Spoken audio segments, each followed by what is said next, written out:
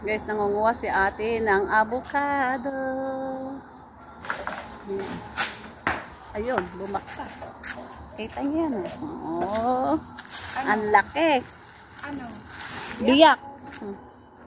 Nabiyak. Pero ang tigas. Ang lakas ba naman ng salpak? Okay lang. Nakaapat na kami. Dito, dito. Sa ganon? Nangunguha kami ng avocado.